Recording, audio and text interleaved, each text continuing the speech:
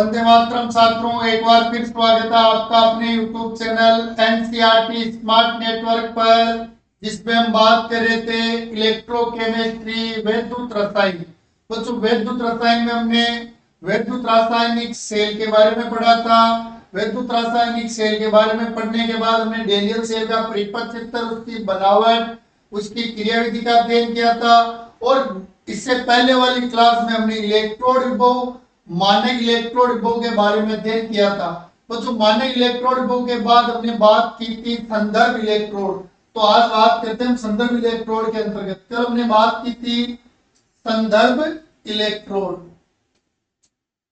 और बच्चों मैंने बताया था संदर्भ इलेक्ट्रोड के लिए आपको ये एक ऐसा इलेक्ट्रोड होता है जिसकी सहायता से, संदर्भ इलेक्ट्रोड जो होता है एक ऐसा इलेक्ट्रोड होता है जिसकी सहायता से दूसरे इलेक्ट्रोड का इलेक्ट्रोड विभव मापन किया जाता है। तो देखो संदर्भ इलेक्ट्रोड में हमने कल एक बात देखी थी कि मोस्टली SHE या इसको NHE भी कहते हैं को प्रयोग में लेते हैं। संदर्भ इलेक्ट्रोड के रूप में जो इलेक्ट्रोड काम में लेते हैं वो कौन सा होता है? अपने SHE या NHE। यहाँ पर साधारण N शब्द जो है वो नॉर्मल के लिए है तो साधारण, और S है स्टैंडर्ड के लिए तो साधारण या मानक हाइड्रोजन इलेक्ट्रोड।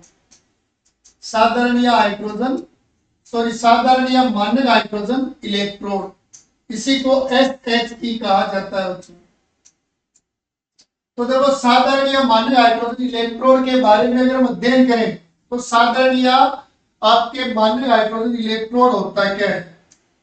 तो सबसे पहले बात करते हैं बच्चों इससे SHE के बारे में। तो देखो बच्चों SHE ये लेम, तो इस SHE की बात करें तो इसमें एक परिपथ चित्र लेते हैं हम।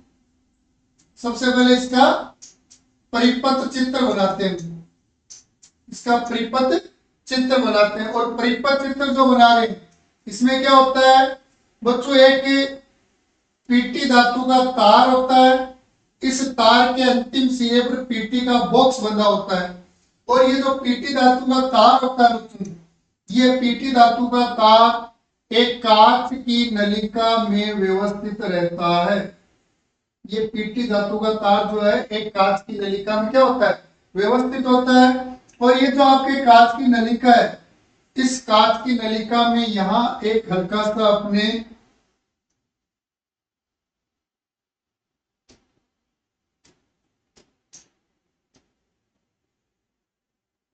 ये अपने इसमें सर एक छिद्र होता है जिसकी सहायता से इसमें हम हाइड्रोजन गैस को प्रवाहित करेंगे।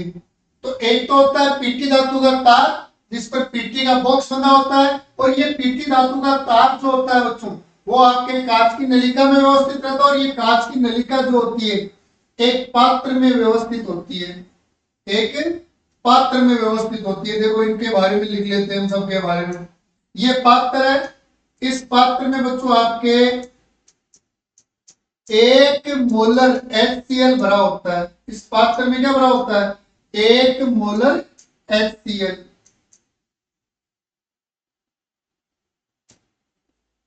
एक मोलर HCl भरा होता है, या कह सकते हैं HCl भरा होता है जिसकी मोलरता कितनी होती है? 1 होती है। और ये कांच की नलिका है, इसमें ये जो आपको दिखाई दे रहा है ये आपके पीटी धातु का तार है, और इस तार के अंतिम छोर पर ये जो बंधा है ये पीटी का बॉक्स है। यह आपके पीटी का बॉक्स, ये आपके पात्र है, और पात्र में आपके 1 मोल HCl भरा हुआ है। और इस कांच की नलिका जो है, इस कांच की नलिका में H2 गैस हम आगे प्रवाहित करेंगे। तो यह है आपके SHE मानक हाइड्रोजन इलेक्ट्रोड का परिपथ चित्र। एक बार इसका स्क्रीनशॉट लो, देखे आप। ठीक है, अब देखो इसकी बनावट देखते हैं हम।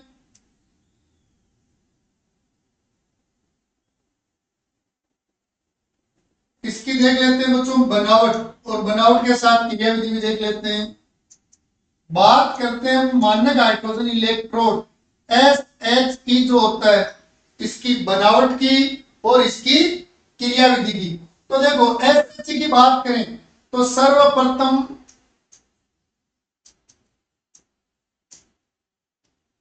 एक पात्र जिसमें 1 मोलर HCl विद्युत अपघट्य भरा होता है,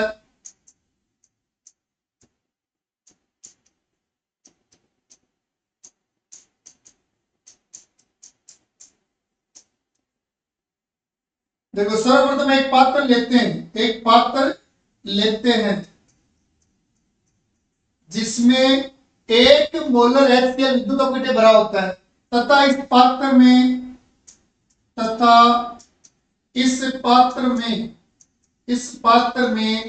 एक कांच की नलिका, इस पात्र में कांच की नलिका में पीटी धातु का तार व्यवस्थित होता है या लगा होता है जिसके अंतिम छोर पर पीटी का बॉक्स बंधा होता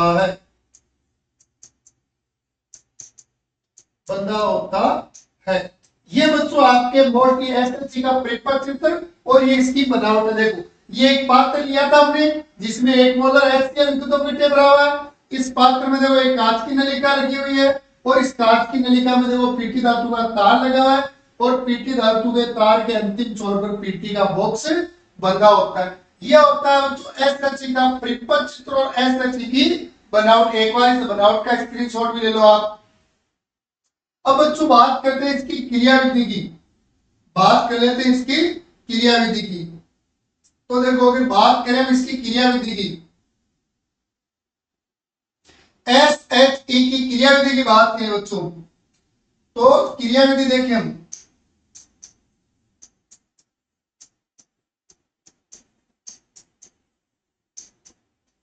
तो क्रियाविधि में आपको सीधा क्या लिखना है, लगभग वो अपने मानक हाइड्रोजन इलेक्ट्रोड बना रहे हैं तो 25 डिग्री सेंटीग्रेड या 298 केल्विन ताप एवं 1 एटीएम दाब, यह आपको मानक परिस्थितियां रखनी है। तो जब हम 25 डिग्री सेंटीग्रेड या 298 केल्विन ताप और 1 एटीएम दाब पर कांच की नलिका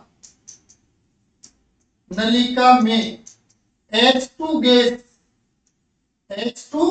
गैस प्रवाहित करते हैं, H2 गैस प्रवाहित करते हैं। तो बच्चों अपने मानक जो कंडीशन है कह सकते हैं स्टैंडर्ड कंडीशन जो है, इन स्टैंडर्ड कंडीशन में जब हम इस कांच की नलिका जिसमें पीटी धातु का तार लगा है उसमें जैसे H2 गैस प्रवाहित करते हैं तो पीटी का तार इलेक्ट्रोड के समान कार्य करने लगता है। हाइड्रोजन गैस इस पीटी धातु के तार के संपर्क में आती है, पीटी धातु का तार जो इलेक्ट्रोड बन जाता है, इलेक्ट्रोड की तरह कार्य करता है जिसके मानक इलेक्ट्रोड विभव का मान 0 होता है, 0 या 0 होता है। बच्चों हाइड्रोजन का मानक इलेक्ट्रोड विभव जो होता है वो 0 होता है और ये इलेक्ट्रोड पीटी धातु के तार पर हाइड्रोजन गैस प्रवाहित करने पर जो इलेक्ट्रोड बना है उस इलेक्ट्रोड के मानक इलेक्ट्रोड विभव का मान क्या होता है? 0 होता है, शून्य होता है।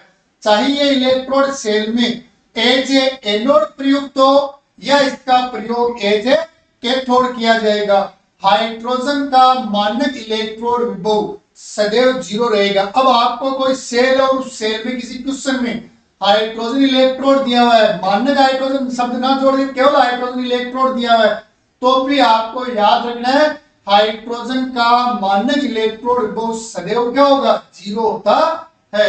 ये बच्चों इसकी क्रियाविधि की लैंग्वेज है, एक बार इसका भी स्क्रीनशॉट ले लो आप।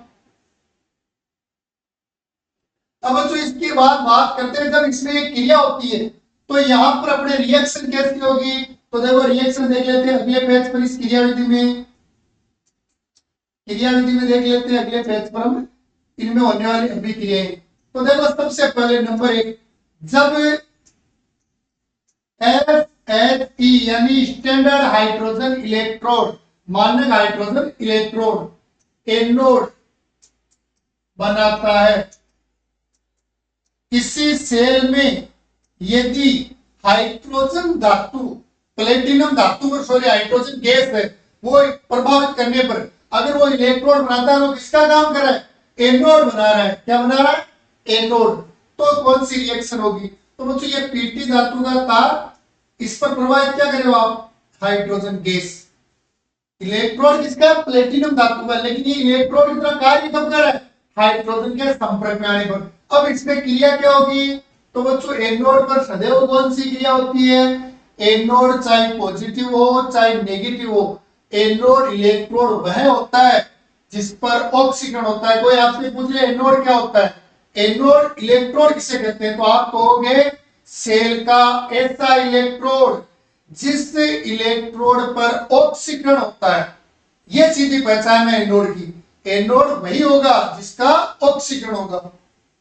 तो देखो हाइड्रोजन का ऑक्सीकरण करना है, ऑक्सीकरण मतलब इलेक्ट्रॉन त्यागना, तो ये आपके 2H प्लस बन जाएंगे और ये 2 हाइड्रोजन है, दोनों एक एक इलेक्ट्रॉन का त्याग कर देंगे। तो जब SHE मींस मानक हाइड्रोजन इलेक्ट्रोड एनोड बनाएगा तो जो अभिक्रिया होगी बच्चों आपके ये होगी। और किसी सेल में जब SHE कैथोड बनाता है,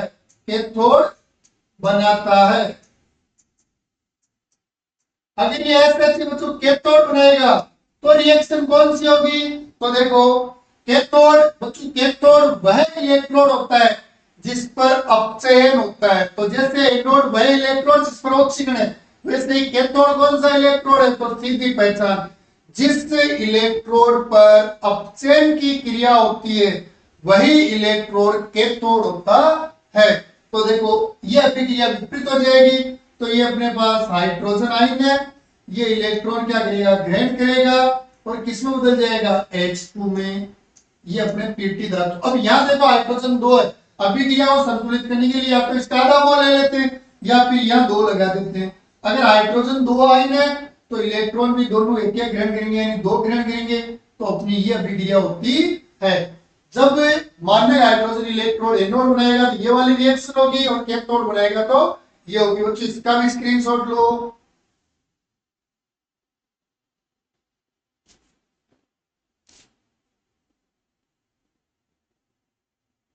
बच्चों देखो ये जो हमने SHE पढ़ा है, अपने ये जो पढ़ा है हमने SHE, ये बहुत ज्यादा मोस्ट है, वेरी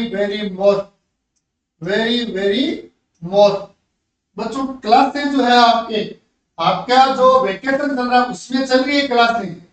वेकेशन में क्या होता है? स्टूडेंट लाइफ में पढ़ने का मन कम होता है, लेकिन फिर भी आप इन कक्षाओं को नियमित रूप से लेकर आपके सब्जेक्ट में जो कुछ कमियां रह रही है उन कमियों को आप क्या कर सकते हो? दूर कर सकते हो बच्चों, अच्छे प्रतिशत बना सकते हो। आपके लिए बहुत ज्यादा महत्वपूर्ण ये कक्षाएं, इसलिए रेगुलर कक्षाएं लो।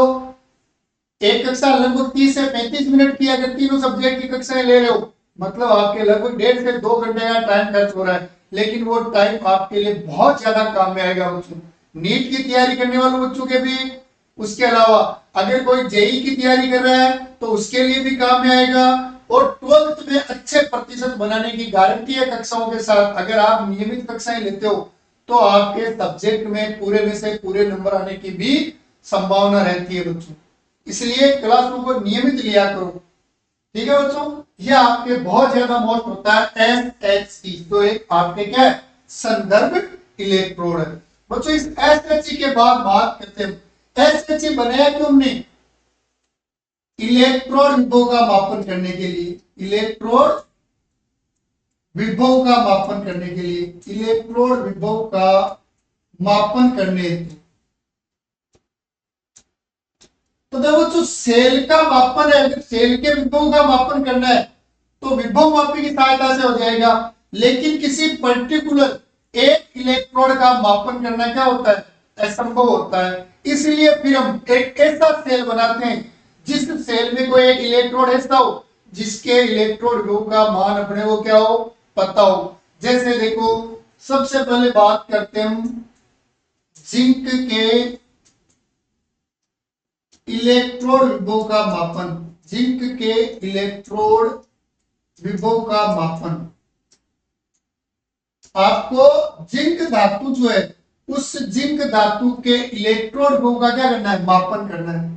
अपने जिंक धातु को अगर आप किसी भी सेल में ऐसे इलेक्ट्रोड प्रयुक्त करते हो तो उस धातु पर अपचयन हो चाहे ऑक्सीकरण हो, उस क्रिया में जो विभव उत्पन्न होता है उस विभव का मापन कैसे किया जाता है। तो देखो विभव का मापन करने के लिए क्या करते हैं, हम एक सेल बनाते हैं।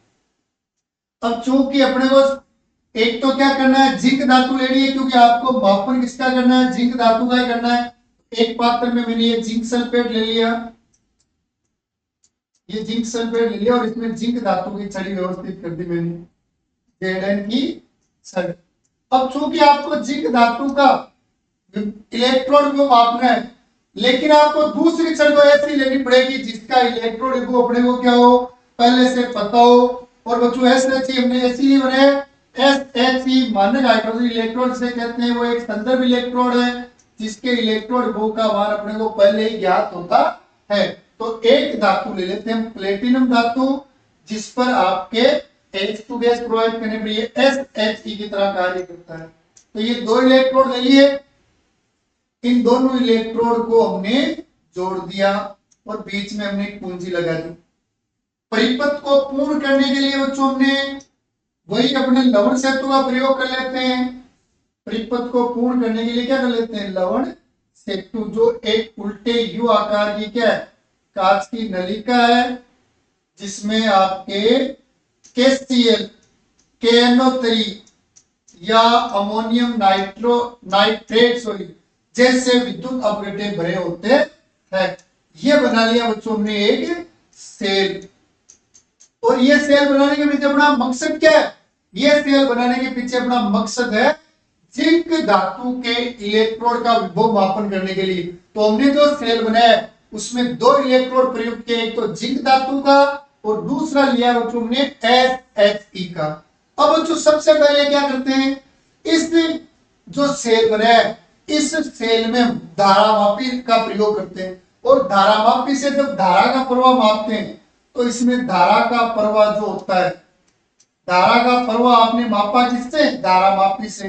तो धारा का प्रवाह जो है वो SHE से किधर जा रहा है, Zn की ओर।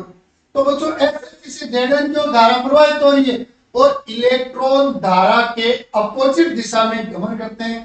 मतलब इलेक्ट्रॉन का प्रवाह क्या होगा, आपके इलेक्ट्रॉन का प्रवाह वो आपके बच्चों किधर हो रहा है, Zn से SHE की ओर। ये दो चीजें हमने पहले सेल बना लिया और फिर हमने एक तो धारामापी का प्रयोग किया, धारामापी का प्रयोग किया धारा का प्रवाह मापने के लिए, बिना बाह्य विभव लगाए। हमने विभव वगैरह कुछ नहीं लगाया, नॉर्मली स्पर्धा विक्रिया होगी, लेकिन धारा माप ली हमने कि धारा किधर बह रही है। तो जब धारामापी का प्रयोग किया तो देखा धारा जो है वो SHE से Zn की ओर गमन कर रही है। अब धारा के अपोजिट दिशा में इलेक्ट्रॉन जाएंगे, इसका मतलब इलेक्ट्रॉन का प्रवाह जिंक से किधर हो रहा है, SHE की ओर। अब बच्चों देखो जिंक धातु जो है वो इलेक्ट्रॉन दे रही है, इसका मतलब जिंक का क्या हो रहा है, ऑक्सीकरण हो रहा है। भाई ये इलेक्ट्रॉन त्याग रही है और जो धातु इलेक्ट्रॉन त्यागती है उसका ऑक्सीकरण होता है। और बच्चों ऐसा इलेक्ट्रोड जिस पर ऑक्सीकरण होता है वो सदैव कौन सा होता है, एनोड। मतलब ये बन गया आपके एनोड। अब इसका ऑक्सीकरण हो रहा है, एस क्या कर रही है, इलेक्ट्रॉन ग्रहण कर रही है, मतलब इसका क्या हो रहा है, अपचयन। अब बच्चों SHE का अपचयन हो रहा है, इसका मतलब ये क्या बना रहा है, ये आपके कैथोड बना रहा है। तो देखो सर्वप्रथम धारामापी से धारा प्रवाह मापा, जिससे इलेक्ट्रॉन का प्रवाह ज्ञात हो गया, और इस इलेक्ट्रॉन के प्रवाह के आधार पर हम इस निष्कर्ष पर पहुंचे कि भाई जिंक इलेक्ट्रॉन त्याग रहा है, मतलब इसका ऑक्सीकरण हो रहा है, अतः ये एनोड बना रहा है, और SHE का अपचयन हो रहा है क्योंकि इलेक्ट्रॉन ग्रहण कर लिया, मतलब ये कैथोड बना रहा है। अब बच्चों अंत में हम विभव मापी का प्रयोग करते हैं, और विभव मापी की सहायता से, विभव मापी से सेल विभव माप लिया, और विभव मापी से जब सेल विभव का मापन किया तो सेल विभव, इस सेल के लिए जो सेल विभव प्राप्त हुआ वो हुआ बच्चों 0.76 वोल्ट। ये इतना विभव मापी से अपने को क्या हुआ, प्राप्त हुआ। देखो इसकी कंप्लीट भाषा वापस बता रहा हूं। सर्वप्रथम हमने एक सेल बनाया, जिस सेल में एक तो जिंक धातु का इलेक्ट्रोड लिया और एक SHE का इलेक्ट्रोड लिया, दोनों इलेक्ट्रोड को चालकता से जोड़ दिया, धारामापी से धारा का प्रवाह चेक किया, तो धारा SHE से Zn की ओर जा रही थी, इट मींस इलेक्ट्रॉन Zn से SHE की ओर जा रहे हैं, यानी जिंक इलेक्ट्रॉन त्याग रहा है, इसका मतलब हुआ जिंक का ऑक्सीकरण हो रहा है। SHE इलेक्ट्रॉन ग्रहण कर रहा है, इसका मतलब SHE का अपचयन हुआ, और जिस इलेक्ट्रोड का ऑक्सीकरण होता है वो एनोड बनाता है, और जिस इलेक्ट्रोड का अपचयन होता है वो कैथोड बनाता है। अंत में विभव मापी लगा के और हमने सेल का विभव नोट किया, जो अपने को ये प्राप्त हुआ। अब बच्चों अपने को इसमें पहले इसकी क्रियाविधि में रिएक्शन लिख देते हैं। तो इस सेल की क्रियाविधि, तो देखो क्रियाविधि में रिएक्शन लिखें तो आपके एनोड पर ऑक्सीकरण, एनोड पर ऑक्सीडेशन, ऑक्सीकरण,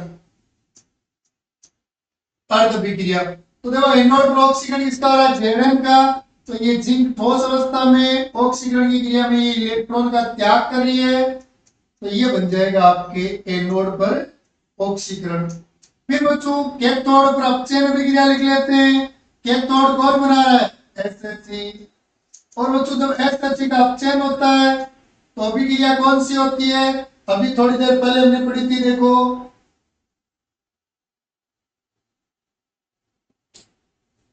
ये देखो अपने पास, एक मिनट मिस कर दिया, दिखता है हमने पेज को मिस कर दिया, चलो यही बता देता हूं। तो जब अपने SHE एज ए कैथोड बनाता है तो अपने कौन सी क्रिया होगी, ये हो जाएगी, यहां अपने पास H+ आयन है, ये क्या करेंगे, इलेक्ट्रॉन ग्रहण कर लेंगे और बदल जाएंगे किसके अंदर, H2 में। तो ये हो जाएगी बच्चों इसकी अभिक्रिया, कैथोड पर और एनोड पर होने वाली क्रिया। लेकिन बच्चों अपने को तो क्या करना है, इलेक्ट्रॉन विभव का मापन करना है। एक बार स्क्रीनशॉट लो देखिए इसका।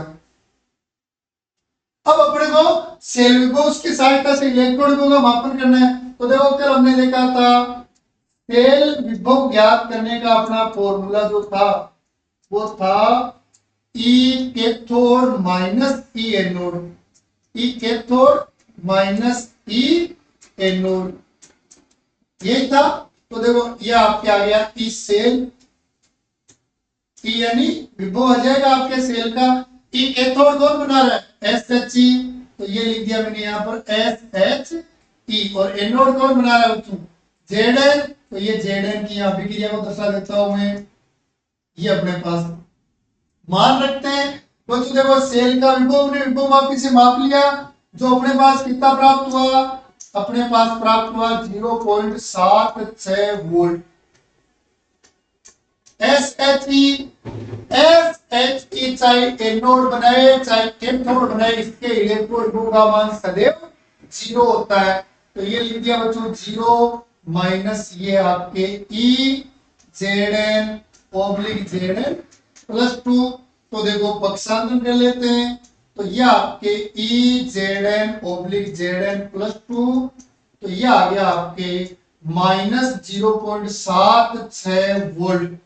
तो ये होता है बच्चों जिंक धातु के मानक इलेक्ट्रोड विभव का मान।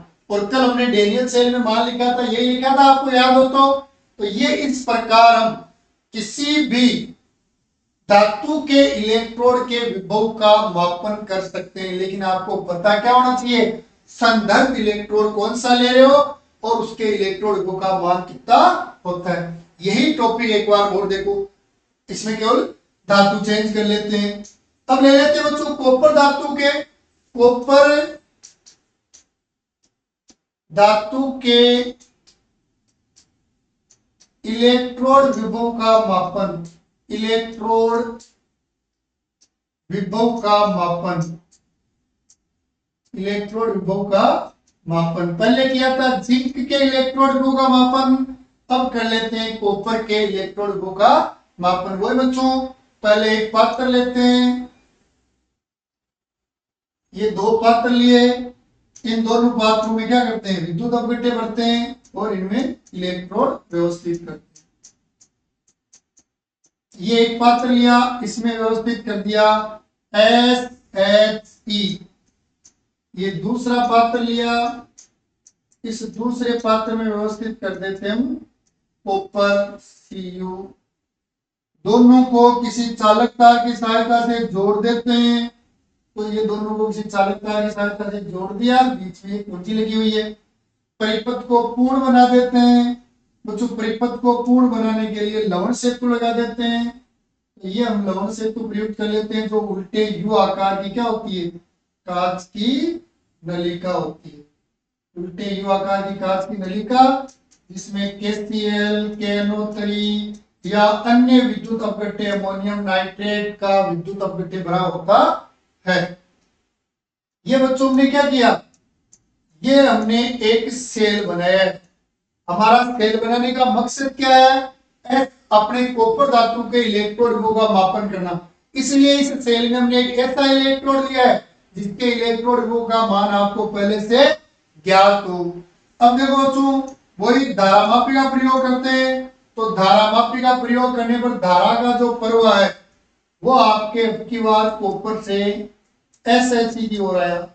धारा का प्रवाह धारामापी से मापा हमने, मापने के लिए प्रयोग जो यंत्र लिया वो कौन है, धारामापी। तो धारामापी से जब धारा का प्रवाह चेक किया तो वो अपने को प्राप्त हुआ कॉपर से SHE की ओर। इसका मतलब इलेक्ट्रॉन का प्रवाह किधर होगा, SHE से कॉपर की ओर होगा। मतलब इलेक्ट्रॉन त्याग कौन रहा है, SHE। इसका मतलब SHE का क्या हो रहा है, ऑक्सीकरण हो रहा है बच्चों। और SHE का ऑक्सीकरण हो रहा है, इसका मतलब ये क्या बना रहा है, एनोड। इधर आ जाते हैं, ये बच्चों आप, अब इलेक्ट्रॉन कॉपर की ओर आया, मतलब ये ग्रहण कर रहा है, तो इसका क्या हो रहा है, अपचयन। अपचयन हो रहा है, इसका मतलब ये क्या बना रहा है, कैथोड। ठीक है, ये बना रहा है कैथोड। बच्चों वही विभवमापी प्रयोग में लेते हैं और विभवमापी से ई सेल का मान अपने को प्राप्त हुआ। विभवमापी से जब ई सेल यानी सेल विभव का मापन किया तो मान अपने को 0.34 वोल्ट प्राप्त हुआ। 0.34 वोल्ट प्राप्त हुआ। वही क्रिया विधि देख लो इसकी। अगर क्रिया विधि देखें तो एनोड और कैथोड पर होने वाली अभिक्रिया लिख देते हैं। तो सबसे पहले एनोड पर ऑक्सीकरण रिएक्शन लिखते हैं।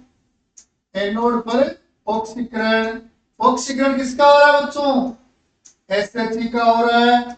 SHE, तो ये प्लेटिनम धातु के तार पर जब आप H2 गैस प्रवाहित करोगे तो इस H2 का ऑक्सीकरण होगा, मतलब ये इलेक्ट्रॉन त्याग देगी और ये H आयन में बदल जाएगा। कैथोड पर क्या हो रहा है, अपचयन। और अपचयन किसका हो रहा है बच्चों, कॉपर धातु का। कॉपर का अपचयन हो रहा है, तो कॉपर आयनिक रूप में है, ये इलेक्ट्रॉन ग्रहण कर लेंगे और बदल जाएगा किसमें, कॉपर धातु में ठोस अवस्था में। ये क्रिया विधि है, स्क्रीनशॉट लो।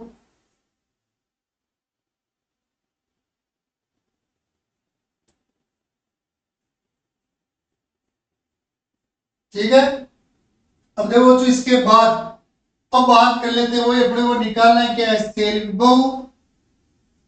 तो सेल विभव निकालना है आपको। सेल विभव निकालने के लिए इसका फॉर्मूला लगा दो। फॉर्मूला वही आपके ई कैथोड माइनस ई एनोड या ई दाया माइनस ई बाया भी लिख सकते हो। तो देखो सेल विभव यानी ई सेल लिखते हैं और कैथोड कौन बना रहा है, कॉपर बना रहा है, तो ये लिख दिया ECU2 plus oblique Cu minus anode कौन बना रहा है, SH की बना रहा है, तो ये लिख दिया SHE। सेल विभव का मान रखते हैं। तो देखो सेल विभव का मान अपने को 0.34 वोल्ट प्राप्त हुआ। कॉपर आयन है तो इसके इलेक्ट्रोड विभव का मान तो अपने को ज्ञात करना है, तो है जैसा जैसा लिख देता हूं। ये लिख दिया Cu2 प्लस ओब्लिक Cu और SHE का इलेक्ट्रोड विभव का मान कितना होता है, चाहे कैथोड बनाए चाहे एनोड, इसका मान क्या होता है बच्चों, 0 होता है। तो देखो अब अपने इसको सोल्व करने की आवश्यकता ही नहीं बची, सीधा आ गया ECU2 प्लस ओब्लिक Cu का मान 0.34 वोल्ट। ये अपने पास मान आ गया इसका, कॉपर इलेक्ट्रोड का। और जिस इलेक्ट्रोड के मान्य इलेक्ट्रोड विभव का मान नेगेटिव है, इसका मतलब उसका ऑक्सीकरण हो रहा है यानी वो एनोड बनाता है। और जिसके इलेक्ट्रोड विभव का मान पॉजिटिव है, इसका मतलब उसका अपचयन होता है या अपचयन की क्रिया ऑक्सीकरण से जल्दी होती है, अतः वो कैथोड बनाता है। यानी जिंक कॉपर और हाइड्रोजन तीनों की तुलना करें, जिंक हाइड्रोजन और कॉपर की तुलना करें इनके इलेक्ट्रोड की, तो एक का इलेक्ट्रोड विभव ये था 0.76 वोल्ट, एक का अपने पास 0.0 वोल्ट और एक का है आपके 0.34 वोल्ट।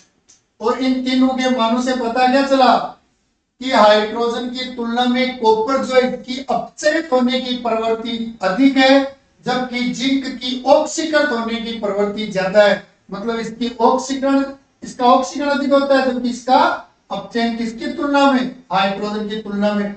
और जिंक का ऑक्सीकरण का गुण तो कॉपर से भी ज्यादा है और हाइड्रोजन का अपचयन का गुण जो है वो कॉपर से ज्यादा है। तो ये बच्चों अपने इलेक्ट्रोड विभव का मापन कर सकते हैं। तो सबसे पहले हमने SHE पढ़ा जो बहुत ज्यादा महत्वपूर्ण है। फिर उसके बाद हमने पढ़ लिया इलेक्ट्रोड विभव का मापन। दो इलेक्ट्रोड विभव का मापन किया हमने, जिंक का और कॉपर का, दोनों बिल्कुल सेम है, केवल अंतर क्या है धातु का। और दूसरा अंतर क्या है, जिंक एनोड बना रहा है जबकि कॉपर कैथोड बना रहा है। और SHE का इलेक्ट्रोड विभव क्या है, निश्चित है। तो इस आधार पर आप किसी भी सेल का, अगर आपको उस सेल में एक इलेक्ट्रोड का मापन करना है तो आप दूसरा इलेक्ट्रोड संदर्भ इलेक्ट्रोड के रूप में SHE का प्रयोग कर सकते हो, जिसके मानक इलेक्ट्रोड विभव का मान आपके 0 होता है। ठीक है बच्चों, कक्षाओं को ज्यादा से ज्यादा खुद देखो, दूसरे बच्चे अपने आस पड़ोस के जितने भी बच्चे हैं उनको शेयर करो। ठीक है, धन्यवाद, जय हिंद।